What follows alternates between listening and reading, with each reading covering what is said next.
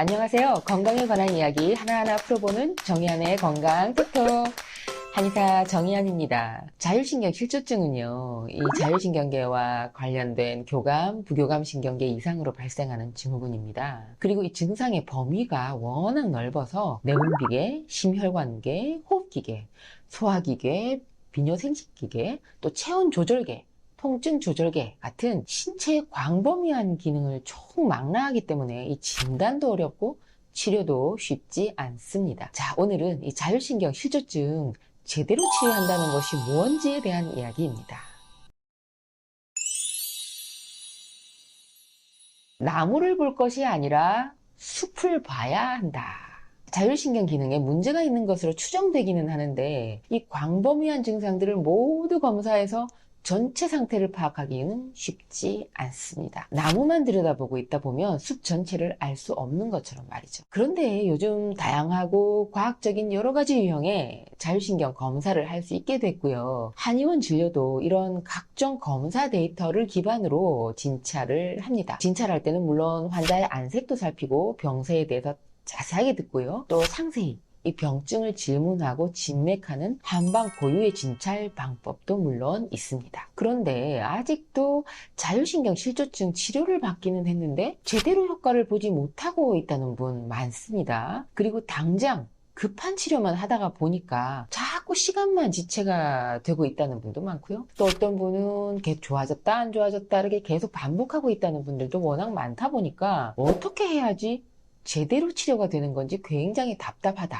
결국은 치료가 안 되는 거 아닌가 이렇게 생각을 한다는 분들이 많더라고요. 자율신경 실조 치료를요, 장기간 하게 되는 경우는 이걸 당장 증상 개선에만 목적을 두고 증상 하나하나만 조절하는 이 대증 치료하면서 그냥 시간 보내는 경우가 가장 많습니다. 워낙 증상들이 많아서 뭐 어느 거 하나 가벼운 것이 없죠. 환자 입장에서는 정말 하나하나 즉시 즉각 증상을 없애고 싶은 마음이 사실이죠. 그러다 보니까 수면 유도제, 수면제, 신경 안정제, 진통제, 소화제, 정장제 이런 약물들 또는 주사제 이런 것들 여러 가지로 복용하고 주사 맞으면서 버티게 되는데요. 이렇게 조절하다 보면 나중에는 이런 약이나 주사의 효능을 제대로 발휘하지 못하게 되고요. 결국은 더 실망스럽죠. 그래서 이 대증 치료에 치중하느라고 소모한 시간을 되돌릴 수는 없다는 거죠. 그렇다고 원인 치료만 하는 것도 답은 아닙니다. 지금 당장 밥을 못 먹겠고, 밤에 잠을 못 자는 날이 너무 많아지고, 어지러워서 앉아있지도 못하고, 가슴에 이렇게 열이 쌓여가지고 숨도 못 쉬는데, 이 환자에게 그냥 원인 치료 중이니까 몸이 회복되는데 시간이 많이 걸리니, 몸을 괴롭히고 있는 이런 증상들을 원인 치료 될 때까지 그냥 참고만 지내라고 할 수는 없잖아요. 당장 힘든 증상들이 전혀 해결되지 않은 채로 그냥 시간이 흐르면 환자들은 우울하고 불안하고 긴장되고 그래서 치료를 쉽게 포기하게 됩니다. 원인 치료에 치중하는 것이 원칙적으로 맞기는 한데요. 치료를 단계적으로 밟아서 점점 호전 반응이 오게 하기 위해서는 근본적인 원인 치료와 함께 당장 증상 완화시켜 줄 수 있는 대증 치료 동시에 진행하는 경우가 많은 것도 그런 이유입니다. 대증 치료, 원인 치료 이런 거 상관없이 어떻게든 치료가 잘 되고 빠른 효과를 보기 위해서는요.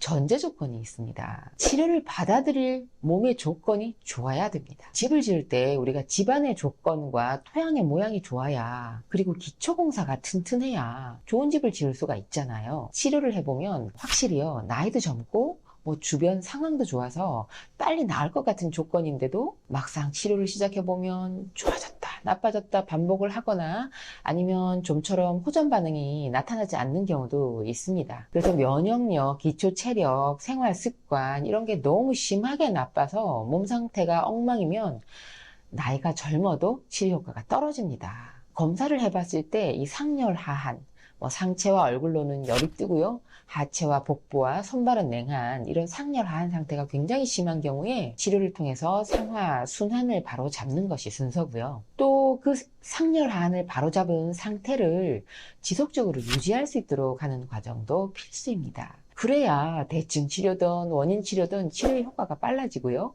치료 효과가 오래 유지될 수가 있는 거죠. 그럼 재발하지 않으려면 어떻게 해야 할까요? 자율신경 실조는 이 치료의 속도나 효과 면에서도 몸의 구조와 컨디션, 그리고 면역력, 원기를 회복하는 기초 치료가 치료의 효율을 좌우하고요. 또 재발도 예방할 수 있는 방법입니다. 특히 이 배우자나 가족과의 갈등으로 인한 이 스트레스로 유발된 자율신경 실조는 치료가 끝난 뒤에도 이 상황이 바뀔 수가 없는 경우잖아요. 이런 경우는 이 치료 과정을 통해서 회복된 신체의 이 수승 화강 상태를 잘 유지하는 것이 중요합니다. 자율신경 실조가 재발되는 것은 수승 화강 상태가 다시 무너졌을 때 발생하기 때문이죠. 그래서 저는 이 치료를 완전히 마무리한 환자라 하더라도 일정 간격을 두고 정기 검진을 위해 진찰 받으러 오게 하고 있습니다. 몸의 상태를 잘 유지하고 있는지 여부를 확인하기 위해서인데요. 환자 입장에서는 이렇게 정기 점검을 주기적으로 받으면서 본인의 몸과 마음을 그리고 또 정신을 다시 한번 돌아볼 수 있는 계기가 되어서 좋고요. 오늘 영상은 자율신경 실조 재발되지 않으려면 어떻게 해야 할지를 살펴봤는데요. 첫 번째, 나무를 볼 것이 아니라 숲 전체를 봐야 한다. 두 번째, 대증 치료냐 원인 치료냐 그 한계가 있다는 거. 세 번째, 기초가 튼튼해야 치료도 잘 된다는 점. 네 번째, 재발하지 않으려면 이런 내용으로 살펴봤습니다. 자, 오늘 영상 보신 분들, 자율신경 실조로 고생하시는 분들, 그리고 환자 가족분들께 오늘 영상 도움 되셨으면 좋겠습니다.